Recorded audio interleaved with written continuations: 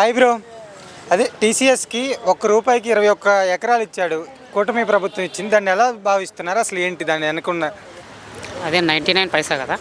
99 పైసా. అసలు అది ఎంతవరకు కరెక్ట్? అలా ఇవ్వడం ఎందుకు ఇచ్చారు? అసలు ఇవ్వడం వల్ల ఉపయోగం ఏంటి? ప్రభుత్వానికి నష్టం కాదంటారా? ప్రభుత్వానికి నష్టమా లాభం అనేది పక్కన పెడితే ఫస్ట్ ఆఫ్ ఆల్ దాన్ని ఎందు గురించి ఇచ్చారు అనేది మనం ఫస్ట్ ఆఫ్ కన్సల్ట్ చేయాలి. అది ఇవ్వడం వల్ల టాటా కన్సల్టెన్సీ అనేది మన టాటా గురించి అందరికీ తెలుసు. అది ఇవ్వడం వల్ల జాబ్స్ వస్తాయా లేదంటే ఇన్ఫ్రాస్ట్రక్చర్ ఏదైనా డెవలప్ గురించి ఇచ్చారా అనేది మనం ఫస్ట్ మెయిన్ థింగ్ చూసుకోవాలి. ఇంకేంటంటే మనము ఈ టాటా కన్సల్టెన్సీ సర్వీస్ గురించి ఆ భూమి 99 పైసకి ఇచ్చారంటున్నాము. మనము ఇక్కడ మన తెలంగాణలో చూసుకున్నా కానీ మన ఆంధ్రలో చూసుకున్నా కానీ బాబాలు ఉంటారు కదా, బాబాలకు ఇస్తుంటారు కొన్ని ఎకరాలు ఊరికైనా ఇట్లా ఫ్రీగా బాబాలకు ఇస్తుంటారు. ఇక్కడ చిన్నజీర స్వామి అని ఆయనకి ఇచ్చారు. అక్కడ వచ్చేసి మన జగన్మోహన్ రెడ్డి గారు నా ఆత్మ అని చెప్తున్నాడు కదా, ఆయనకు కూడా ఇచ్చాడు. మరి ఏ ప్రాతిపదికన ఇచ్చారు అది కూడా మనం ఆలోచించాలి కదా. ఇక్కడ అంటారంటే టాటా కన్సల్టెన్సీ సర్వీసు అది ఒక గ్రూపు, అది ఒక సంస్థ. అక్కడ పెట్టుబడులు పెడితే ఆ సంస్థ వస్తే అక్కడ వచ్చేసి ఎవరైనా చదువుకున్న వాళ్ళు కానీ ఎవరైనా కానీ కనీసం జాబ్ పర్పస్ అని ఉంటుంది. అంటే టీసీఎస్కి కూడా ఇవ్వడం వైసీపీ వాళ్ళకి నచ్చక దాన్ని రూమర్స్ క్రియేట్ చేస్తున్నారు. దాన్ని ఎలా భావిస్తున్నారు? అదే అంటున్నాను, అదే అడుగుతున్నాను నేను. మరి ఆయనకు కూడా ఇచ్చారు కదా అక్కడ. ఆయన స్వామీజీకి ఎందుకు ఇచ్చారు మీరు? అన్ని వేల ఎకరాలు ఇచ్చారు కదా మీరు. అది ఎందుకు గురించి ఇచ్చారు? మీరు ఏ ఆశ చూపించారో? నా ఆత్మ అనగానే నిజంగానే ఆత్మని ఇచ్చారా? లేకపోతే ఇక్కడ కానీ ఇప్పుడు కేసీఆర్ ఇక్కడ ఇచ్చాడు, చిన్నజీర స్వామికి ఇచ్చాడు, ఇక్కడ ఫ్రీగా భూములు ఇచ్చాడు అది పెట్టుకోవడానికి. అది ఎందుకు ఇచ్చారంటున్నా దాని గురించి. దానివల్ల ఎవరికైనా డెవలప్ అయిందా ఏదన్నా? అంటే టూరిజం డెవలప్ అయింది అంటారు. దేనికో టూరిజం అయినా ఏదైనా డెవలప్ అయిందనే కదా ఇస్తారు. ఇది కూడా ఏదైనా జాబ్స్ పర్పస్ పని మీద కదా ఇచ్చారు. లేకపోతే ఎల్ఐసి మీరు పెట్టుకోండి ఏమొద్దు మీరు ఓన్లీ పెట్టుకోనని ఇచ్చారా? లేకపోతే అది పెట్టడం వల్ల ఏదైనా ఇక్కడ ఉన్న ఉద్యోగాలకు సంస్థ వచ్చేసి ఏదైనా పెడతాదని ఆ ఉద్దేశంతో ఇచ్చారా అనేది మనం ఫస్ట్ థింగ్ మెయిన్ చూసుకోవాలి. ఏదో ఇచ్చారు కదా అనేసి ఏదో చెప్పాలి కదా అనేసి చెప్తున్నారు. కానీ టాటా కన్సల్టెన్సీ అనేది మనకు చాలా పెద్ద సంస్థ. అది టాటా గ్రూపు మనం తెలుసు. గుండు పిను నుంచి విమానం వరకు ఏదైనా సరే టాటాలో మనకు తయారవుతుందని తెలుసు. అలాంటి సంస్థ అందులోనూ వైజాగ్ రావడం అనేది ఒక మంచి శుభపరిణామం. దాన్ని అలా ఆలోచించాలి. కానీ అది 99 పైసకే ఇచ్చారు అలా ఎలా ఇచ్చారు అనేటప్పుడు కూడా మనం కూడా ఇచ్చాం కదా ఇంతకుముందు. అది ఏ ప్రాతిపదికన ఇచ్చాం మనం అది కూడా ఆలోచించాలి కదా మనము. అంటే అదే 5 సంవత్సరాలు వైఎస్ జగన్మోహన్ రెడ్డి ఉన్నప్పుడు చేయలేని పనులు వీళ్ళు చేస్తున్నా కానీ వాళ్ళు ఎందుకు ఓర్చుకోలేకపోతున్నారు? అంటే ఎందుకు అలా? అంటే సపోజ్ ఇప్పుడు వీళ్ళు ఇచ్చారు కదా, వాళ్ళ ప్రభుత్వం ఉన్నప్పుడు వాళ్ళకి ఇచ్చేసి తీసుకురావచ్చు కదా ఈ కంపెనీని, ఎందుకు చేయలేకపోయారు అంటారు? వాళ్ళు కూడా తీసుకొచ్చారు. మన ఐటీ మినిస్టర్ ఉన్నాడు కదా, గుడిమాడ అమర్నాథ్ గారు, కోడి గుడ్డు తీసుకొచ్చాడు, అది పొదుగబెట్టాడు. పొదిగిన తర్వాత మోమోస్ అది ఏంటి ఫాస్ట్ ఫుడ్ సెంటర్లకు మోమోస్ తీసుకొచ్చాడు. మన టిఫిన్ బండ్లకు తీసుకొచ్చారు. చాలా డెవలప్ చేశారు వాళ్ళు కూడా.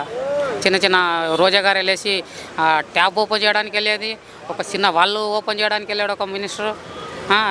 మన రోజా గారు ఇట్లా ట్యాప్ ఓపెన్ చేయడానికి వస్తుంటే పూల వర్షం చల్లుతున్నారు ఆమె మీద. అసలు ఎంత పెద్ద అభివృద్ధి అనుకోవాలి. అది అంత అభివృద్ధి చేసినాక కూడా మీరు మళ్ళీ అలా అనడం కరెక్ట్ కాదనుకుంటున్నాను. అన్న, వైజాగ్లో 21 ఎకరాలు టీసీఎస్ కంపెనీకి ఇవ్వడం కూటమి ప్రభుత్వం, దానిపై మీ అభిప్రాయం అనేది ఏంటి? తప్పకుండా అండి. ఎందుకంటే విద్యార్థుల భవిష్యత్తు కోసం, ఆంధ్ర యువకుల భవిష్యత్తు కోసం అది టీసీఎస్ అనేది టాటా కన్సల్టెన్సీ సర్వీసు దానికి ఇవ్వడం వల్ల ఉద్యోగ ఉపాధి అవకాశాలు వస్తాయనే ఒక మంచి ఉద్దేశంతో సదుద్దేశంతో ఇవ్వడం జరిగింది. దీన్ని కూడా వైసీపీ వాళ్ళు రూమర్స్ క్రియేట్ చేస్తున్నారు. దాన్ని ఎలా చూస్తున్నారు? రూమర్స్ అనేది ఏం లేదండి. ఎందుకంటే వాళ్ళు జాబ్ క్రియేషన్ చేయలేదు, వాళ్ళు ఇస్తాన్న జాబులు ఇవ్వలేదు. సో ఇప్పుడు కూటమి ప్రభుత్వం ఇస్తుంటే ఈర్ష్య తట్టుకోలేనంత కోపం వాళ్ళ దగ్గర ఉంది. సో తప్పకుండా ఏది ఏమైనప్పటికీ ఉద్యోగాల భర్తీ విషయంలో కానీ రాజధాని డెవలప్మెంట్ విషయంలో కానీ ఎక్కడ కూడా కాంప్రమైజ్ అయ్యే పరిస్థితి లేదని పవన్ కళ్యాణ్ గారు పదే చెప్తూ వస్తున్నారు. అలానే చూసుకుంటే అసలు ఈ టీసీఎస్ కంపెనీ రావడం, ఉద్యోగాలు ఇవన్నీ ఇస్తారంటున్నారు. మరి 5 సంవత్సరాలు వాళ్ళు ఉన్నప్పుడు ఎందుకు తీసుకురావాలి అంటారు? జగన్మోహన్ రెడ్డి గారు ఉన్నప్పుడు వాళ్ళు తీసుకురావడం పక్కన పెడితే ఉన్న కంపెనీలే వేరే స్టేట్స్కి వెళ్ళిపోవడం జరిగిందండి. ఎందుకంటే చాలా కంపెనీలు కూడా మీరు చూసినట్టయితే అమర్ రాజా బ్యాటరీ కంపెనీ తెలంగాణకే రావడం జరిగింది. అనేక కంపెనీలు ఇతర స్టేట్స్కి వెళ్ళడం జరిగింది. వాళ్ళ హయాంలో జరిగిందంతా విధ్వంసం తప్పించి ఏం లేదు. ఓవరాల్గా ఎలా ఉండబోతుందంటారు 5 సంవత్సరాల పరిపాలన? మరి ఐటీ కంపెనీలు ఎలా ఇంకా ఎన్ని వస్తాయి అనుకుంటున్నారు? తప్పకుండా అండి ఐటీ కంపెనీలు వస్తాయి. ఆల్రెడీ మనం చూసినాము. ఎందుకంటే మహేంద్ర టెక్ కానీ కియో కానీ అనేక సంస్థలు టీడీపీ హయాంలో రావడం జరిగింది.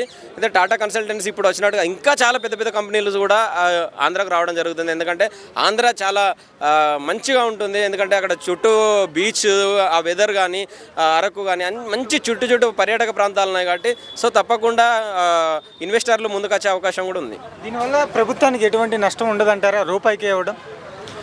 రూపాయి 2 రూపాయలు పక్కన పెట్టకంటే ఇప్పుడు అక్కడ ఉన్న యువతకు ఉపాధి అవకాశాలు కల్పిస్తుందండి. అది మెయిన్. ఎందుకంటే ఇప్పుడు చాలామంది మనం చూస్తుంటాం నాయకులు రూపాయి కిలో బియ్యం ఇస్తాము, 2 రూపాయల కిలో బియ్యం ఇస్తాము. బియ్యం ఇవ్వడం వల్ల భారతదేశ యువతకు వాళ్ళ భవిష్యత్తు అనేది మారదు. ఉపాధి అవకాశాలు ఉంటే వాళ్ళ సొంత కాళ్ళ మీద వాళ్ళు జాబ్ చేసుకొని కాలర్ ఎగరేసుకొని వాళ్ళు జీవించే వాళ్ళకు ఒక ఇది ఉంటుంది. కాబట్టి సో మెయిన్గా ఎక్కడైనా కూడా యువతకు కావాల్సింది ఉపాధి అవకాశాలు. ఈరోజు కూటమి ప్రభుత్వం ఈ నిర్ణయం తీసుకోవడం కరెక్ట్ అంటారా? 21 ఎకరం రూపాయికి ఇవ్వడం దాన్ని ఎలా చూస్తున్నారు? అంటే కూటమి ప్రభుత్వం తీసుకున్న విధానం బట్టి నాకైతే ఇప్పుడు మనకి అక్కడ ఐటీ ఇండస్ట్రీ కావాలంటే ఇలాంటి పెద్ద పెద్ద కంపెనీలు స్థాపించేటప్పుడు 1 రూపాయికి ఇస్తే ఉంది, ఫ్రీగా ఇస్తే ఉంది. నాకు తెలిసి అది న్యాయబద్ధమైన ఇదే అనిపిస్తుంది. ఎందుకంటే ఏంటి బ్రో ఫ్రీగా ఇస్తారు కావాలితే నీ పిల్లలకి రేపొద్దున భవిష్యత్తు తరాలకి రేపొద్దున్న కనీసం రిజిస్ట్రేషన్ ఫీజు కూడా రాదు 1 రూపాయికి స్థలం అంటే. అర్థమైందా? ఏంటంటే అది ఒక అగ్రిమెంట్ కింద తీసుకోవాలి కాబట్టి ఆ రూపాయి 26 రూపాయలు అనేది కూడా పెట్టినట్టు అనిపించింది నాకు. ఒక అగ్రిమెంట్ రూపంగా ఉండాలి, ఇది పలానా సంస్థకు సంబంధించింది స్థలం, మాకు దీనికి ఎటువంటి సంబంధం లేదని ఒక అగ్రిమెంట్ రావాలి కాబట్టి అలా ఇచ్చారనిపిస్తుంది. కానీ ఇప్పుడు ఐటీ రంగంలో చాలా వెనకబడి ఉన్నది ఆంధ్రప్రదేశ్ అబ్బాయి.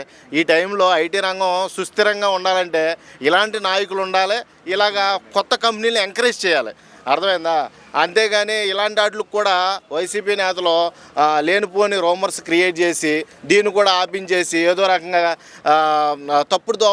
తప్పు మార్గాల్ని తప్పుడు మాటల్ని వాళ్ళ మీద కుదలడం అనేది కరెక్ట్ కాదని నేను అంటున్నాను. దీనివల్ల నష్టపోయి అంటే ప్రభుత్వానికి నష్టం కదా అంత తక్కువ ధరకి ఇవ్వడం. ప్రభుత్వం నష్టం గురించి మీరు ఆలోచిస్తున్నారు. కానీ రేపు పొద్దున్న ఇప్పుడు నిరుద్యోగులు ఎంతమంది ఉన్నారో, ఇంటికి ఒకడు ఉన్నాడు ఇంజనీరు, అవునా కదా? ఇంటికి ఒక ఇంజనీర్ ఉన్నప్పుడు వాళ్ళందరికీ ఉపాధి కల్పించాలంటే అక్కడ ఆంధ్రప్రదేశ్ ఎంత డెవలప్ అవ్వాలి? ఇప్పటికీ కూడా హైదరాబాద్ వచ్చే కదా బతుకుతున్నారు చాలామంది. హైదరాబాద్ వచ్చినప్పటికి కూడా చాలామంది స్విగ్గీలో, జొమాటోలో, ర్యాపిడోలో చేసుకుంటూ బతుకుతున్నారు, అవునా కదా? సరిగ్గా జాబ్ చేసినోడు ఎవడు లేదు, ఎడ్యుకేషన్ లేదు సరిగ్గా లేక అతలాకుతలమైన పరిస్థితుల్లో ఇప్పుడు ఆంధ్రప్రదేశ్లో నిలదొక్కుకోవాలంటే ఈ కూటమి ప్రభుత్వం ఉన్నప్పుడే మనం 4 సంస్థలు తీసుకొచ్చి నిలబెట్టుకోవాలి. ఇలా కూడా నిలబెట్టుకోలేకపోతే రేపు పొద్దున్న ఇంకోటి చేతిలోకి వెళ్ళిపోయింది అనుకో, మీకు తెలుసు కదా, తిమింగళంగా మొత్తం మింగేస్తాడు. అంటే ఇప్పుడు వైసీపీ వాళ్ళు రూమర్స్ క్రియేట్ చేస్తున్నారు, దాన్ని ఎలా చూస్తున్నారు? ట్రోలింగ్ అనేది రూమర్స్ క్రియేట్ చేయడం కామన్, అర్థమైందా?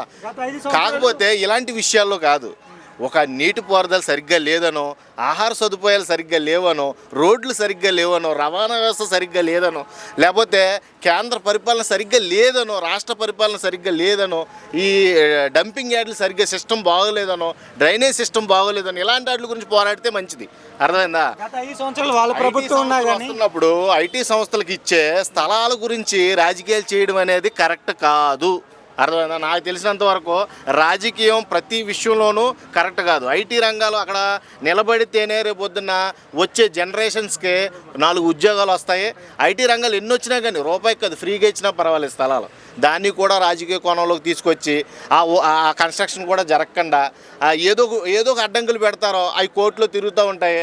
అక్కడ ఏ సంస్థలు నెలకొల్పలేరు, ఏ ఐటీ రంగం డెవలప్ అవ్వదో, ఈ 5 సంవత్సరాలు అయిపోద్ది, దిగిపోతారో, తర్వాత ఎవడొస్తాడో తెలియదు.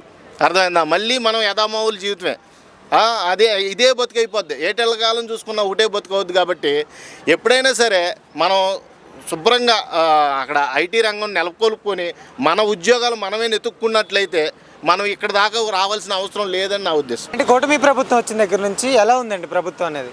పర్వాలేదు, అప్పుడు కంటే ఇప్పుడు చాలా బాగుంది. ఇప్పుడు జగన్ పరిపాలన ఏమంటే ఇప్పుడు బట్టనే తప్ప డెవలప్మెంట్ లేదు. ప్రజెంట్ ఏంటంటే డబ్బులు ఇప్పుడు సంక్షేమ పథకాలే తప్ప మా డెవలప్మెంట్ లేదు. ఇప్పుడు చంద్రబాబు కూటమి ప్రభుత్వం వచ్చిన వల్ల ఏమైందంటే కొద్దిగా డెవలప్ అవుతుంది, కొన్ని సంక్షేమ పథకాలు ఇస్తాడు, అంతే, ఇంకేం లేదు. కొద్దిగా అందరికి ఉత్సవం వస్తుంది. యూత్ అంతే ఒక సెల్ఫ్ ఎంప్లాయ్మెంట్ కోసం కొద్దిగా బాగానే ఉంది. అంటే పవన్ కళ్యాణ్ గారు డిప్యూటీ సీఎం దగ్గర నుంచి ఎలా అనిపిస్తుంది? అతను విలేజ్లో డెవలప్మెంట్, రూరల్ డెవలప్మెంట్ కొద్దిగా అతని వల్ల డెవలప్మెంట్ అవుతుంది. పంచాయతీ రాజ్లో ఉంది. కొంత ట్రైబల్ ఏరియా ఇల్లు ఏరియా మన్యం ఏరియాలో కొద్దిగా డెవలప్కు అట్లా విజిటింగ్ చేయడం వల్ల ఉత్సవం వస్తుంది. అంటే ఎక్కడ ఉన్న సమస్యలు గిరిజన ప్రాంతాల్లో ఉన్న సమస్యలను కూడా నెరవేరుస్తున్నాడు. ఎలా అనిపిస్తుంది? అది తృప్తిగా ఉంది, పర్వాలేదు. అంటే అప్పుడు ఎవరో ఇల్లు కాదు, ఒక నాయకుడు వచ్చిన తర్వాత ఎవరో ఇల్లు కంటిన్యూగా గిరిజన ప్రాంతాలకి వెళ్తాండ్రు. అరుగు కానీ లేకపోతే మన్యం జిల్లా మన్యం జిల్లా ఇల్లు ఏరియా కొండ ప్రాంతాలన్నిటికీ వెళ్తున్నారు. అంటే వైసీపీ ప్రభుత్వం వాళ్ళు ఇంకా రూమర్స్ క్రియేట్ చేస్తున్నారు కదా, పవన్ కళ్యాణ్ గారు వాళ్ళ కొడుకు మీద కానీ చంద్రబాబు గారి మీద కానీ, దాన్ని ఎలా చూస్తున్నారు మీరు?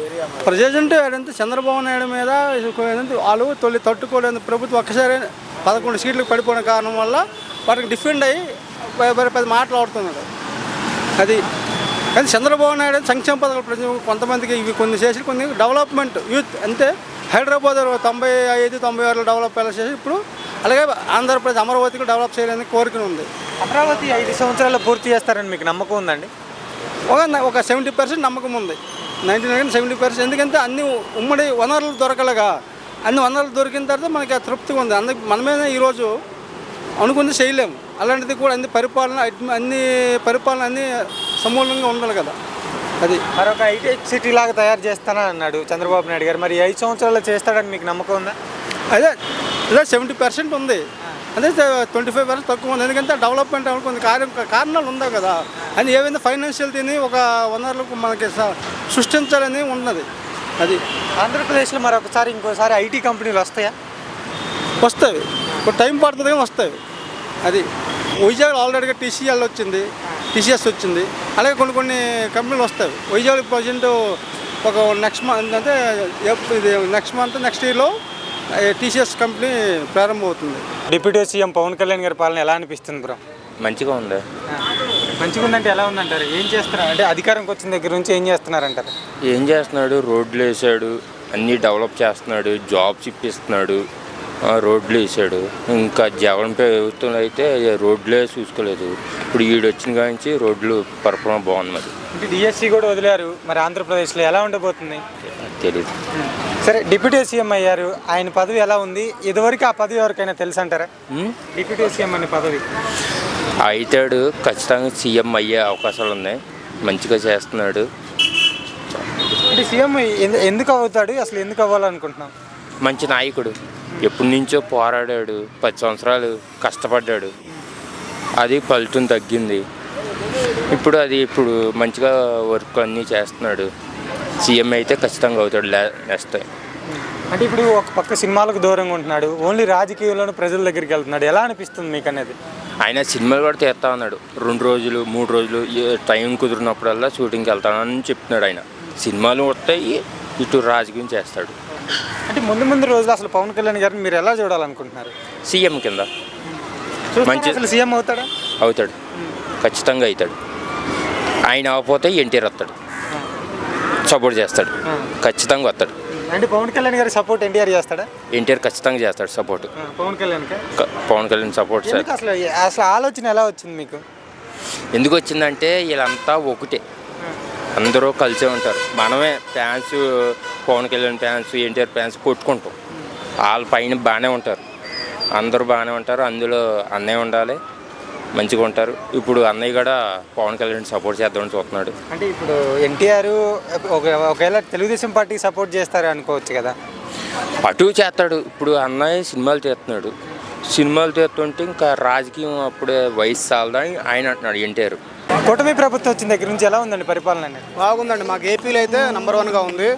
అయితే కొన్ని పథకాలు లేట్ అవుతున్నా కూడా చంద్రబాబు కానీ పవన్ కళ్యాణ్ సార్ కానీ బాగా కృషి చేస్తున్నారు. దీని గురించి మనకి ఇంకో 3 నెలల్లో ఫ్రీ బస్ అనేది మహిళలకు కూడా తీసుకురావాలని చూస్తున్నారు ప్రపోజల్.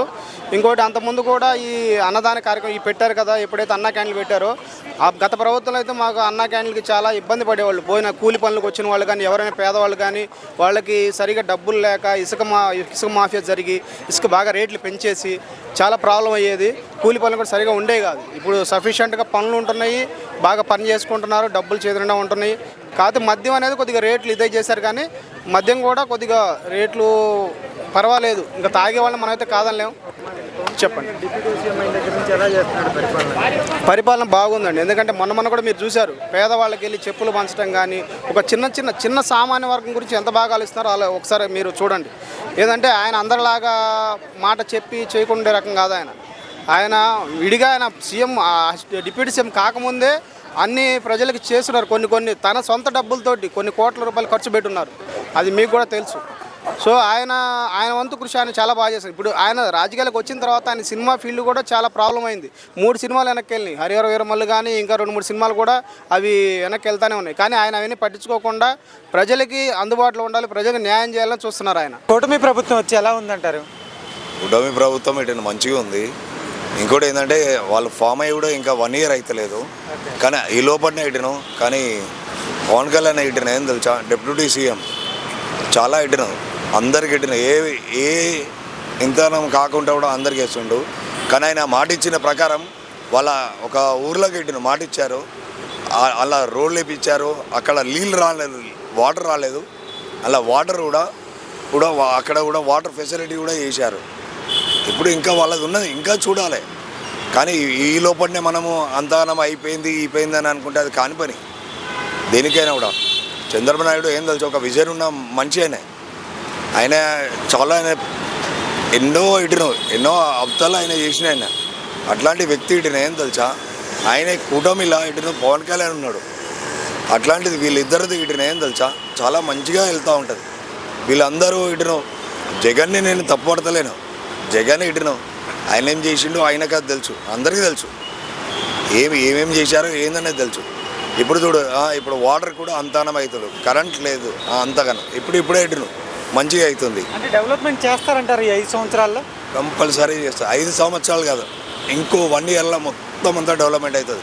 ఆల్రెడీ చూసారు, ఎంఐఎల్ మొత్తం అంతా తీసుకొని వచ్చారు. అక్కడే ఇంకా సాఫ్ట్వేర్ అనేది ఇప్పుడు హైదరాబాద్ కదా, తర్వాత అక్కడనే ఇక మళ్ళీ సాఫ్ట్వేర్ అనేది, అది చంద్రబాబు నాయుడు విజన్ అనేది. అట్లా ఎందుకు నమ్ముతున్నారు అంతసేటు చంద్రబాబు నాయుడు గారు కానీ కూటమి ప్రభుత్వాన్ని?